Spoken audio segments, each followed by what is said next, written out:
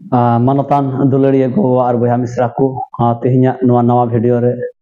आपे सनाम को आतंग दाराम सेनाय दिन कना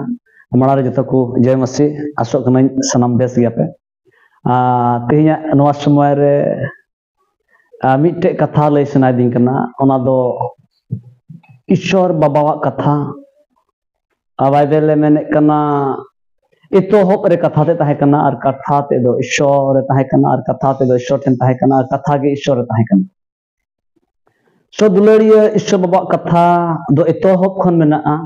और उना कथा गे अबू ठे हेजना और उना कथा गे आमा जीवन रे कमी कना उना कथा ना थोड़ा समय रिलेशन आइ दिन कना जे उना ईश्वर कथा दो इतोहब खन मेना और उना इतोहब रे कथा दो नित हो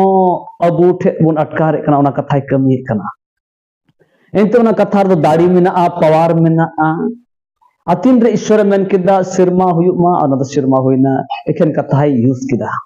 हालेलुया एखन कथा यूज किदा और उना कथा रे पतिये कान को हर द को बंचा कना सो दुलड़िया नवा जीवित कथा जहां के बुन पतिये और उना कथा दो आमा जीवन रे कमिया उना कथा छड़ाव में उना कथा रड़ा में उना कथा स्वाधीन में उना कथा बुगी में तो उना कथा दो जीवित गया और कथा गे इतोहब खन मेना और नित होना कथा गे लयुगो कना हालेलुया सो दुलड़िया को आसो कना नवा कथा ते सरापे जतो को भरा पे आमेन।